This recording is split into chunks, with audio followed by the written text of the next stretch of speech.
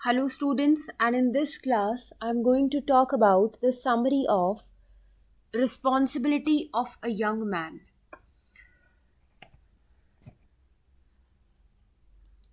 So, starting with the chapter we have responsibility of a young man जो chapter है उसको लाल बहादुर शास्त्री जी ने लिखा है और चैप्टर ये बताता है whatever your station in future life, you should first of all think of yourselves as citizen of this country. तो कहते हैं कि आप अपनी फ्यूचर लाइफ में जो कुछ भी करना चाहते हो सबसे पहले आपको ये सोचना चाहिए कि आप इस कंट्री के फ्यूचर सिटीजन्स हो. मीन्स आप एज अ स्टूडेंट और एज अ एडल्ट जो भी करना चाहते हो अपनी फ्यूचर लाइफ में तो आपको अपनी कंट्री को एज अ सिटीजन प्रेफरेंस देनी चाहिए, क्योंकि ये जो यंग जनरेशन है, ये जो यंग मेन और वुमेन है, यही आगे जाकर ये जो है कंट्री चलाएंगे. आगे कहते हैं this confers on you certain rights which are guaranteed by the constitution. तो कह रहे हैं इसके लिए आपको आपके संविधान ने, आपके कॉन्स्टिट्यूशन ने बहुत सारी राइट्स भी दी हैं. But it also subjects you to certain responsibilities. But कह रहे हैं आपको फंडामेंटल राइट्स देने के साथ साथ आपके ऊपर कुछ रिस्पॉन्सिबिलिटीज भी हैं which also have to be clearly understood. तो आपको अपनी जो रिस्पॉन्सिबिलिटीज हैं उसको क्लियरली अंडरस्टैंड करना पड़ेगा. आगे कहते हैं ours is a democracy which enjoins freedom to the individual, but this freedom has to be subjected to number of voluntary restraints in the interest of organized society. तो कह रहे हैं हमारी कंट्री जो है वो डेमोक्रेटिक कंट्री है. Democratic means एक ऐसी कंट्री जहाँ पे आपको फ्रीडम है राइट टू वोट का. जैसे हर 5 साल के बाद जो है इलेक्शंस होते हैं जहाँ पे हर सिटीजन वोट जो है अपना कास्ट करता है ताकि वो फ्यूचर प्राइम मिनिस्टर जो भी इलेक्ट होकर आएगा वो हमारी कंट्री को लीड कर सके. तो कह रहे हैं हमारी कंट्री एक डेमोक्रेटिक कंट्री है जो फ्रीडम इंजॉय करती है. मतलब हर इंडिविजुअल ये फ्रीडम इंजॉय करता है कि जिस भी पार्टी को उसे वोट देना है वो उसी पार्टी को दे. बट बट ये जो फ्रीडम है that is subjected to number of voluntary restraints. Means इस फ्रीडम के साथ साथ क्योंकि आप इस समाज में रहते हो तो बहुत सारी आपके ऊपर जो है रिस्ट्रेंट्स यानी रोक टोक लगाई जाती है. And these voluntary restraints have to be exercised and demonstrated in everyday life. और कह रहे हैं ये जो वॉलेंट्री रिस्ट्रेंट्स हैं जो आप पर ये जो रोक टोक लगाई गई है इनको जो है आपको एवरीडे लाइफ में जो है आपको देखने को मिलती है, आपको इनका डेमोन्स्ट्रेशन देखने को मिल जाता है. A good citizen is one who obeys the law. तो कह रहे हैं एक कंट्री के अंदर कुछ लॉज होते हैं और एक अच्छा नागरिक वो है जो इन लॉज को फॉलो करे whether there is a policeman around और नॉट. अब वो कह रहे हैं चाहे आपके पास कोई रोकने टोकने के लिए हो या ना हो. फॉर एग्जाम्पल जैसे एक पुलिसमैन है उसको देखकर अगर कोई ये देखता है कि हाँ भाई मुझे गाड़ी स्लो डाउन कर लेनी चाहिए तो वो कह रहे हैं चाहे आपके आसपास कोई पुलिसमैन है या नहीं है या आपके पास कोई ऐसा पर्सन है जो आपको रोकेगा या मना करेगा किसी काम को करने से, तो आपके अंदर ये चीज़ होनी चाहिए कि एज अ गुड सिटीजन आप खुद ही लॉज को जो है फॉलो करो. कि अगर आपके पास कोई भी नहीं है तो भी आप लॉ को फॉलो कर रहे हो because you are a responsible citizen and who takes delight in performing his civic duties. तो कह रहे हैं कि एक गुड सिटीजन वो है जो लॉ को ओबे करता है चाहे उसके आसपास कोई पुलिसमैन है या नहीं है, और जो खुशी खुशी अपनी सिविक ड्यूटीज़ या डेली जो ड्यूटीज़ है उसकी या जो ड्यूटीज़ है उसकी सोसाइटी के प्रति उसको पूरा करता है. आगे कहते हैं in the olden days sense of self restraint and discipline was inculcated by combined effort of the family and teacher. तो कह रहे हैं पुराने दिनों में जो ये सेल्फ रिस्ट्रेंट है कि आप अपने आप के ऊपर जो है एक रोक लगा लेते हो, आप डिसिप्लिन्ड हो जाते हो. तो कह रहे ये जो चीज़ है पुराने समय में क्या होता था कि इस चीज़ को या तो आपको फैमिली सिखाती थी आपकी या आपके टीचर्स सिखाते थे. The economic stresses of present day life unfortunately do not leave enough time to the parents to look after the children. तो कह रहे हैं लेकिन आज की स्ट्रेसफुल लाइफ में आज प्रेजेंट सिचुएशन ऐसी हो गई है जहाँ पेरेंट्स भी जॉब करते हैं और उनके पास इनफ टाइम नहीं है कि वो अपने बच्चों की देख रेख ढंग से कर सकें। तो कह रहे हैं कि ये जो इकोनॉमिक स्ट्रेस है आज का, तो इसमें इनफ टाइम नहीं बचता है पेरेंट्स के पास कि वो अपने बच्चों को देख सके या उनको डिसिप्लिन्ड या उनके अंदर जो है वो एक सेल्फ रिस्ट्रेंट या अच्छी जो वैल्यूज़ हैं वो डाल सके। तो आई गेस 2 पैराग्राफ्स जो है क्लियर हो गए होंगे।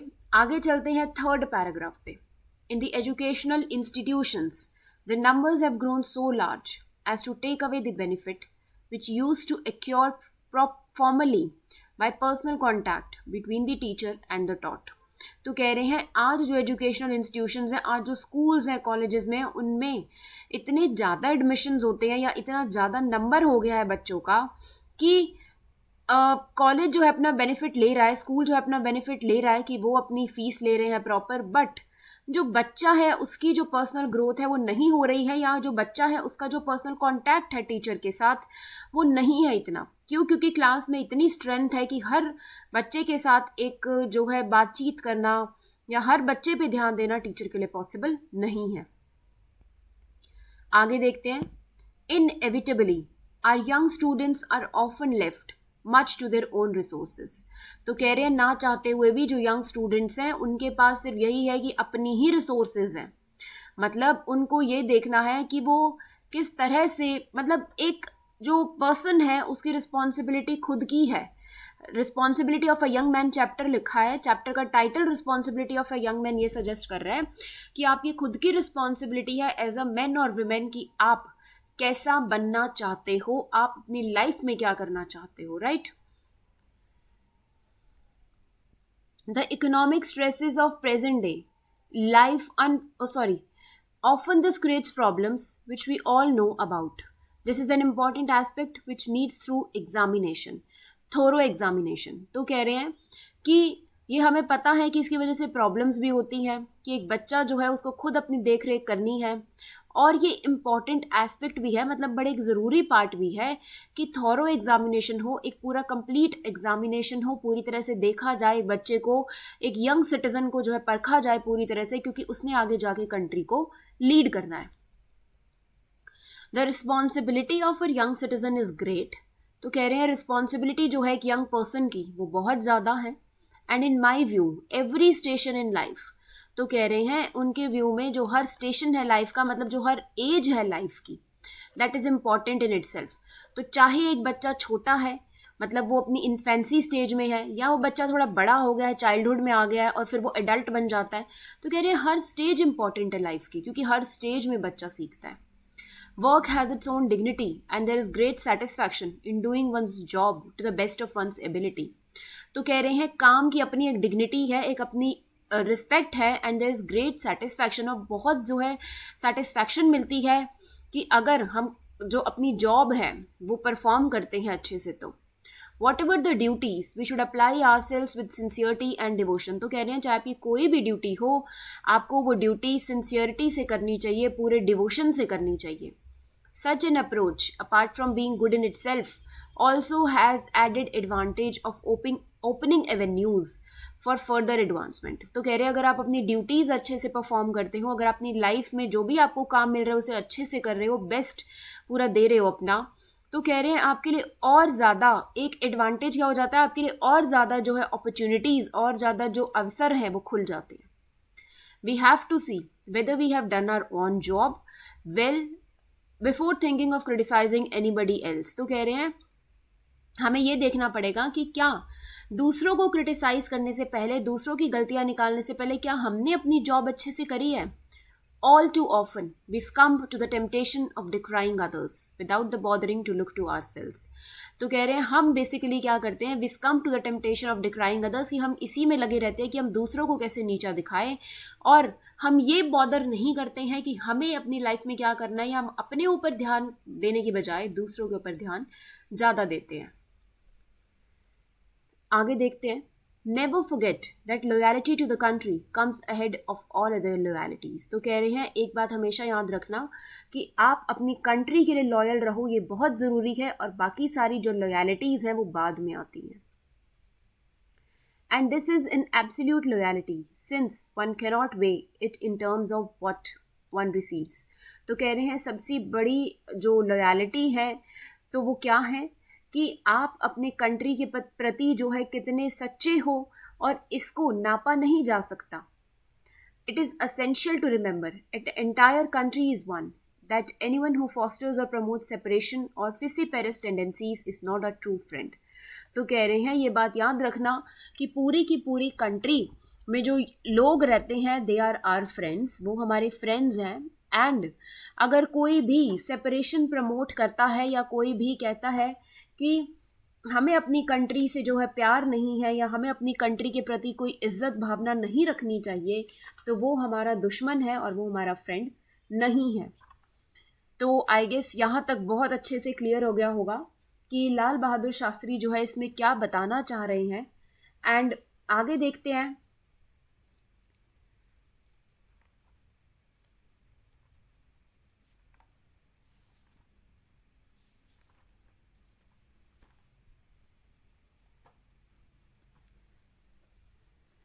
What I have said stems from a desire to see that the youth of the country prepares itself in a disciplined and determined manner for responsibilities of tomorrow.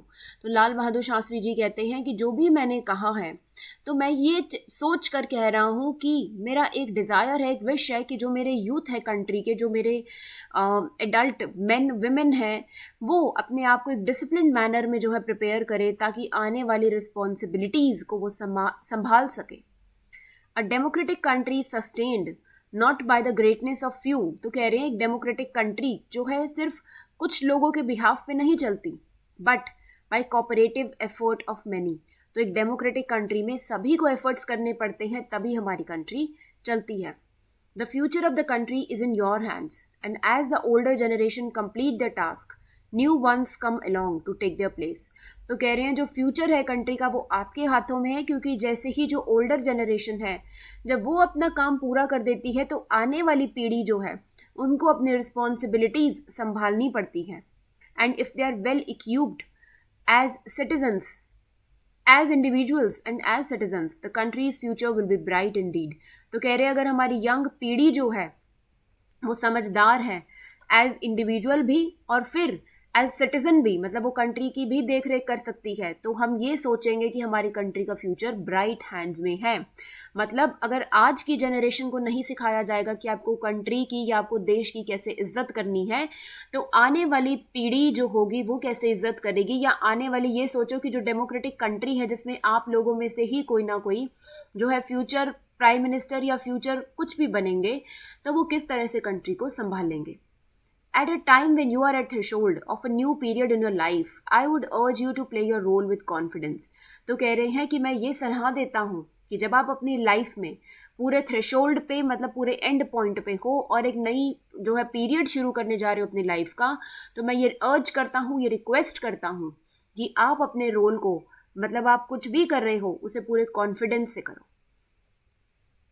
Our position with regard to secularism is known so well that it hardly needs any reiteration. तो कह रहे हैं हमारी जो position है with regard to secularism, secularism means जहाँ पे freedom है, जैसे इंडिया एक सेक्युलर कंट्री है जहाँ आपको फ्रीडम है कि आप किसी भी कल्चर को फॉलो कर सकते हो, किसी भी रिलीजियन को फॉलो कर सकते हो, चाहे आप जो है हिंदू धर्म अपनाओ या क्रिश्चियन अपनाओ या मुस्लिम अपनाओ. तो कह रहे हैं हमारी पोजीशन क्या है with regard to secularism, that it hardly needs any reiteration, कि हमें बार बार रिपीट नहीं करना पड़ता, कुछ रिटायरेट नहीं करना पड़ता, कि हमारे कॉन्स्टिट्यूशन में एम्बॉडीड है, लिखा गया है, विच इंश्योर्स इक्वल रिस्पेक्ट, कि हमारे कॉन्स्टिट्यूशन में ये लिखा गया है एक बार कि आपको हर रिलीजन की रिस्पेक्ट करनी है, तो we don't need to repeat it again and again. And हर सिटीजन को इक्वल अपॉर्चुनिटीज़ दी गई हैं इर्रेस्पेक्टिव ऑफ वो किसी भी कास्ट का हो, creed and faith in which they profess. तो आप किसी भी रिलीजन के हो, वो कह रहे हैं कॉन्स्टिट्यूशन में लिखा है कि इंडिया एक सेक्युलर कंट्री है और यहाँ हर रिलीजन को इक्वल इम्पोर्टेंस दी जाती है. तो बार बार इस बात को रिपीट करने की कोई ज़रूरत नहीं है, चाहे आप किसी भी कास्ट के हो, आपको इक्वल रिस्पेक्ट यहाँ मिलेगी. In spite of seeming diversity there is fundamental unity in India. वो कह रहे हैं इन स्पाइट ऑफ कि यहाँ बहुत सारे धर्म के लोग रहते हैं, चाहे हिंदू हो, मुस्लिम हो, सिख हो, ईसाई हो, तो वो कह रहे हैं कि इन स्पाइट ऑफ कि इतनी डाइवर्सिटी है, इतने सारे तरह के लोग रहते हैं, फिर भी एक यूनिटी है इंडिया में, which we all cherish, and it has to be constant endeavor to maintain and strengthen this unity. तो कह रहे हैं इस यूनिटी को बरकरार रखना हमारे हाथों में है और हमें ये कांस्टेंट एफर्ट्स करने चाहिए, कांस्टेंट एंडीवियर मींस कांस्टेंट एफर्ट्स करने चाहिए ताकि हम इस यूनिटी को बनाए रखें। The country can progress only if it does away completely with fissiparous tendencies and emerge as integrated whole।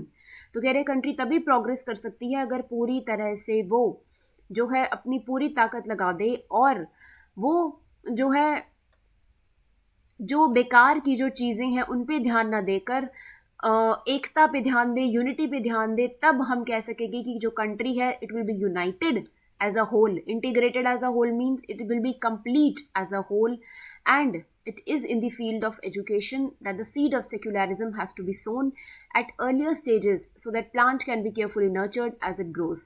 तो कह रहे हैं इसलिए हमें ये ध्यान रखना पड़ेगा कि सिर्फ फील्ड एजुकेशन की है, एजुकेशन की फील्ड से ही आप बच्चे को ये बोल सकते हो कि आप सेक्युलर हो, आप हर रिलीजन को रिस्पेक्ट करो, ताकि तभी बच्चा जो है वो, क्योंकि हर रिलीजन को जब आप रिस्पेक्ट करोगे या हर बच्चा जब इस चीज़ को मानेगा तो जब वो हर किसी को एक यूनिटी के साथ देखेगा, एक भाईचारे के साथ देखेगा, तो ऑब्वियसली कंट्री प्रोग्रेस करेगी। तो इसलिए कह रहे हैं कि जो कंट्री है तभी प्रोग्रेस कर सकती है कि अगर आप फिसिपेरस टेंडेंसीज को, अगर आप इस टेंडेंसी को छोड़ दो कि हाँ मैं तो सिख हूँ, मैं सिख ही धर्म को फॉलो करूँगा और रिस्पेक्ट करूँगा और बाकियों को नहीं करूँगा, तो वो नहीं चलेगा।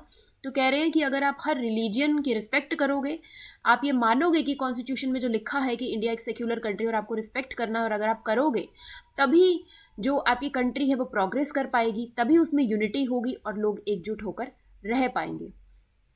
तो ये जो चैप्टर था ये एक शॉर्ट वर्जन है, अब्रिज्ड का मतलब है शॉर्ट वर्जन है एक स्पीच का जो लाल बहादुर शास्त्री जी ने दी थी 19 दिसंबर 1964 को। तो आई गेस ये चैप्टर की समरी बहुत अच्छे से क्लियर हो गई होगी। In case you have doubts, you can drop down your doubts in the comment section below. And one more thing students, please do like, share and subscribe the channel and also share it with your friends जिनको need है इनकी। So thank you so much for watching the class. See you soon with another class.